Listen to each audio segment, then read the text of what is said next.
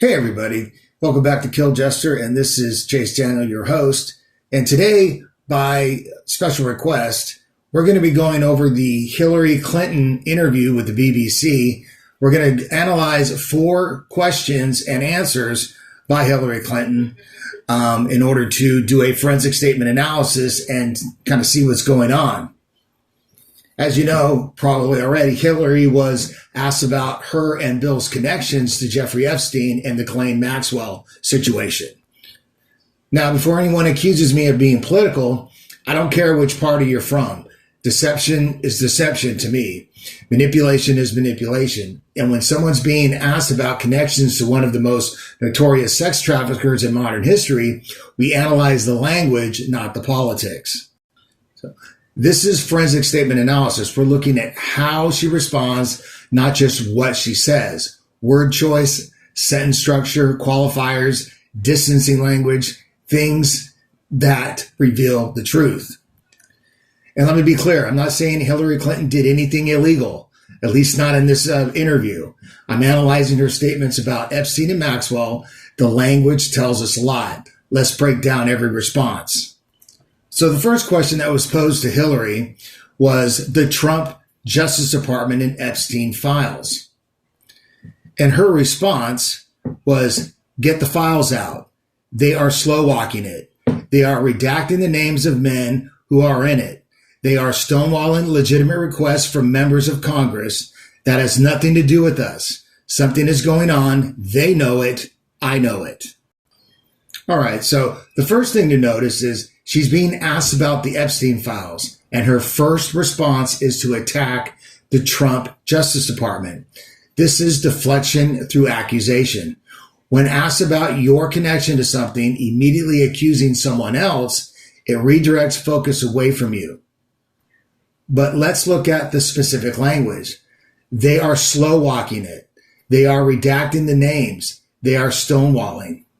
3 accusations, all using they. Who's they? The Trump Justice Department? Then that has nothing to do with us. This is unprompted distancing language, denying connection before being directly accused. That has nothing to do with us. Nobody said it did. You brought that up. If the files truly have nothing to do with you, why mention it? Why not just say, yes, they should release the files? Because the statement that has nothing to do with us reveals she's thinking about whether it does have to do with them. Then something is going on. They know it. I know it. This is vague conspiracy implication. Something, what something? She doesn't say. Vague accusations let you sound informed without providing evidence. So deception indicators in this statement: immediate deflection to the Trump administration, unprompted distancing, nothing to do with us, vague accusations without specifics, doesn't actually answer what's in the files related to the Clintons. Okay, next question. If you have to testify, would you prefer public or private? Hillary's response: if they're going to have me testify, I prefer to do it in public because I want everybody to see it at the same time. If I have to do it behind closed doors, they're not going to like what I have to say because I have very strong opinions about what it is they're hiding and who they are protecting. So this statement is interesting. Let's break it down. If they're going to have me testify, notice the passive framing. They are making her testify, not when I testify, but if they're going to have me. This is victim framing through passive language. I would prefer to do it in public because I want everybody to see it at the same time. On the surface, this sounds transparent. I want it public, but think about what she's really saying. Public testimony equals controlled environment, cameras, performance, opportunity, sound bites for supporters. If I have to do it behind closed doors, they're not going to like what I have to say. This is threat disguised as transparency. She's positioning herself as so honest and so willing to expose truth that they better not put her behind closed doors. But notice, because I have very strong opinions about what it is they're hiding and who they are protecting. Wait, she's being asked about your connections to Epstein, but your testimony would be about what they're hiding. This is redirection through counter-accusation. The testimony is supposed to be about Clintons and Epstein.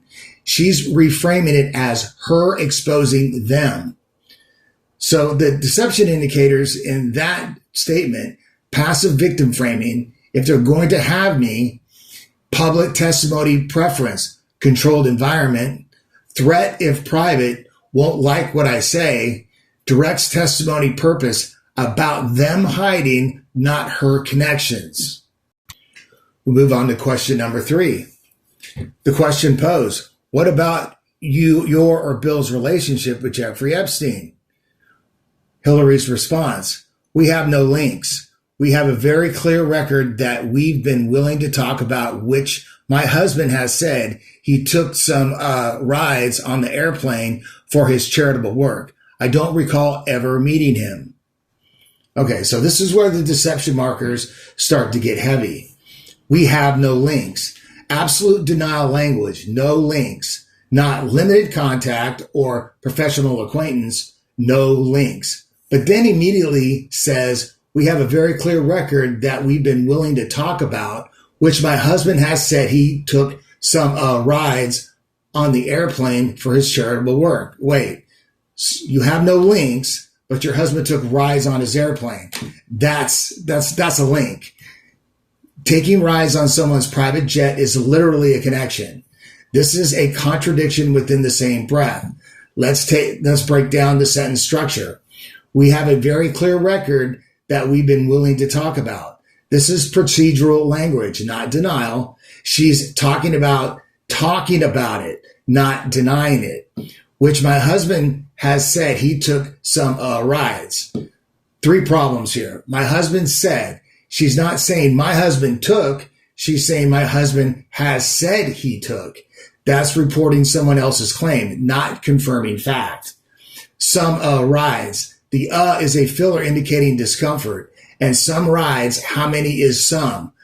Bill Clinton was on the Lolita Express dozens of times, according to flight logs, for his charitable work. This is purpose justification. She's given a reason for the flights, but notice she doesn't say for Clinton Foundation business or names a specific charity, just charitable work. Then the big one, I don't recall ever meeting him. This is textbook deception language. Let me explain why. I don't recall versus I didn't. These are completely different statements. I didn't meet him, direct denial, clear, unambiguous. I don't recall meeting him equals memory qualification. It's not a denial. It's saying I don't remember. People use I don't recall when they can't directly deny something because evidence might exist. If you generally never met someone, you say, I never met him. You don't say, I don't recall meeting him. These are photos for Hillary Clinton there's photos of Hillary Clinton with Ghislaine Maxwell, multiple occasions. If she met Maxwell multiple times, did she really never meet Epstein at events they both attended? I don't recall ever meeting him is leaving room for evidence to surface later. It's a legal hedge. So the deception indicators in that statement, no links immediately contradicted by took some rides on the airplane, reports husband claim instead of confirming, has said he took, minimizes flights, some rides for charitable work without specifics. I don't recall instead of I didn't, memory qualification on direct question, and the filler showing her discomfort. Question number 3. Did you ever meet Ghislaine Maxwell? Hillary's response. I did on a few occasions, and thousands of people go to the Clinton Global Initiative. There is not something that is really at the heart of what this matter is about.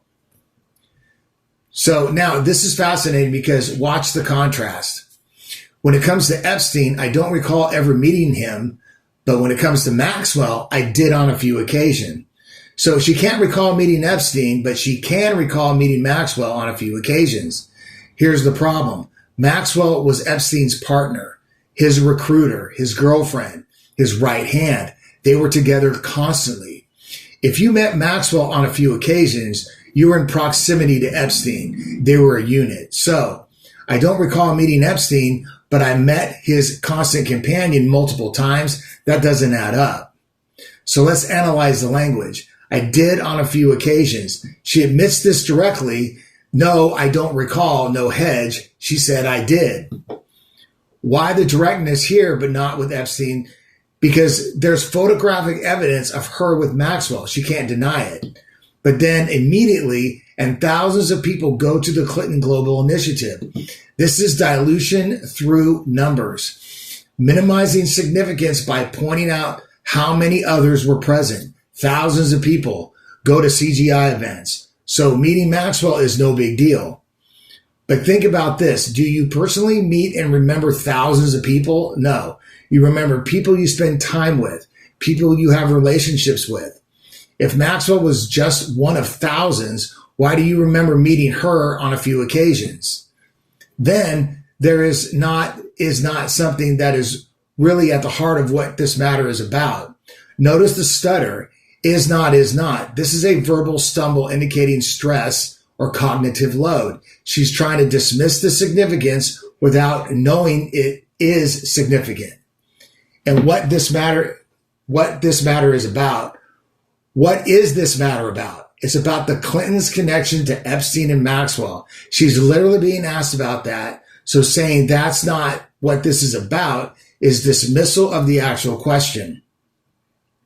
So the deception indicators admits meeting Maxwell directly, can't deny photo exists, contrasts with Epstein's response, can't recall him but recalls her, dilution through numbers, thousands of people, verbal stutter, is not, dismisses question's significance, not what this is about, doesn't explain why she met Maxwell or in what context. And we move on to the last question, number 5, and I apologize, the last question was number 4. The question posed, there was a photo of Bill Clinton in a hot tub. What's your response? Hillary's response, she refused that claim saying that there was a hot tub, but again, alleged and is on screen right now. It's a pretty interesting photo, but she said that this is no implication of anything nefarious, but again, maintain that they had this working relationship with him. Okay, so this one's kind of tricky. We're getting reporter interpretation, not direct quotes, but let's analyze what we know. So Hillary refuted the claim saying that there was a hot tub. So she refuted that there was a hot tub, but the photo shows a hot tub. So what exactly is she refuting? This is ambiguous denial. The reporter says she refuted it, but then says the photo is on the screen right now, and it's pretty interesting. So she's not denying the photo exists. She's what? Denying it? It's a hot tub? Denying it? It's Bill? Denying it's Epstein's property? The ambiguity is deliberate. If she directly said that's not Bill, or that's not a hot tub, or that's not Epstein's property, she could be proven wrong. So the denial is vague enough to not be disprovable. Then there is no implication of anything nefarious, unprompted denial of nefarious activity. Nobody said it was nefarious. The question was, is this Bill in a hot tub? Or did Bill do something nefarious in a hot tub? When someone denies something you didn't accuse them of, they're revealing what they're thinking about. And finally, but again, maintain that they had this working relationship with them. Hold on. Earlier she said we have no links. Now it's working relationship. So no links goes to some flights, goes to working relationship.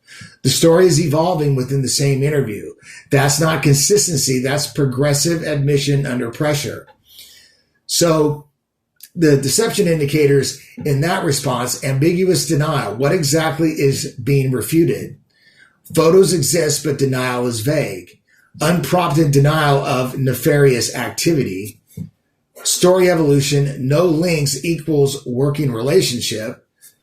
Reporter describes it as pretty interesting photo suggests it is significant.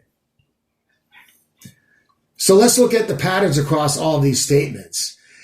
Number one, deflection to Trump administration. Every time she's pressed, she redirects to what they're hiding or who they're protecting. The testimony is supposed to be about her connections, but she frames it as her exposing them. Evolving story. We have no links goes to same rise on the airplane, to working relationship, to I don't recall meeting Epstein, to I met Maxwell on a few occasions. The story changes within the same interview. That's not memory, that's calibrated disclosure, admitting only what you think you can prove. Memory qualifiers on direct questions. I don't recall ever meeting him. This is a legal hedge language. If evidence surfaces later, she can say, I said I don't recall, not that it didn't happen. Justification language. For his charitable work. Every connection has a reason. The flights were for charity. The relationship was for Clinton Global Initiative, but she never names which charity or what specific CGI work required meeting with Epstein and Maxwell. Dilution through numbers. Thousands of people go to CGI events, making the connection seem insignificant by pointing to how many others were there. But you don't remember thousands of people. You remember people you spent time with. Unprompted denials. That has nothing to do with us. Nobody accused you. You brought it up. No implications of anything nefarious. Nobody said that there was. You denied it unprompted. Why people deny things you didn't accuse them of, they're revealing their concerns. So my forensic verdict on this. Hillary Clinton's statements about Epstein and Maxwell show multiple deception indicators. Immediate deflection, redirects to Trump administration instead of answering about her connections. Contradictory statements, no links, but took rides on airplane and working relationships. Memory qualification, I don't recall on Epstein, but direct admission on Maxwell. Reported speech, my husband has said instead of confirming. Dilution tactics, thousands of people to minimize significance. Justification without specifics, charitable work, but no charity named. Unprompted denials, denies nefarious activity when not accused. Ambiguous denials, hot tub photo refuted, but unclear what's being denied. Verbal stumbles, is not, shows cognitive stress. Progressive admission, story evolves from no links to working relationship. So what does this tell us? This is someone, Hillary Clinton, who is very carefully managing what they say. Every word is chosen, every denial is qualified, every connection is justified. When someone is telling the full truth, they don't need to qualify their memory. I don't recall. Reports others' claims. He has said. Contradict themselves. No links to working relationship. Deny things unprompted. Nothing to do with us. Dilute through numbers. Thousands of people. Deflect to accusations of others. These are the language patterns of someone who is managing disclosure, not sharing truth. So what does this teach us from this analysis? Number one, I don't recall is not the same as I didn't. Memory qualifiers create wiggle room. If evidence surfaces later, they can say, I said I don't recall. Not that it didn't happen. Two, immediately deflection reveals discomfort. When asked about your connections and your first response is to accuse someone else, you're deflecting. Three, every evolution within one interview is a red flag. No links evolving to working relationship within minutes shows calibrated disclosure, admitting only what you think they can prove. Unprompted denials reveal concerns. When someone denies someone you didn't accuse them of, they're telling you what they're worried about. Justification without specifics is suspicious. For charitable work, which charity, which project? If it's legitimate, name it. Dilution through numbers is minimization. Thousands of people were there. So why do you remember these specific people? Contrast in responses reveals strategy. Can't recall meeting Epstein, but clearly recalls meeting Maxwell on a few occasions, even though they were together constantly. That's strategic memory. So in closing, look, I'm not here to tell you what Hillary Clinton did or didn't do with Epstein or Maxwell. I'm analyzing her language when asked about them. And the language shows something who is very carefully managed every word. Someone who qualifies, denials, contradicts herself within minutes, deflects to accusations of others, and uses legal hedge language like I don't recall. That's not the language of someone who with nothing to hide. That's the language of someone managing exposure. Whether that's because there's an actual wrongdoing or just because she's a politician protecting her image, I can't tell you, but I can tell you the statements show deception indicators. If you want to submit political statements for analysis, left or right, I don't care. Send them to killjester1 at Proton.me. I'll analyze the language, not the politics. If this helped you understand forensic statement analysis, hit that like and subscribe. And remember, how someone says something is often more revealing than what they say. And we'll see you in the next one.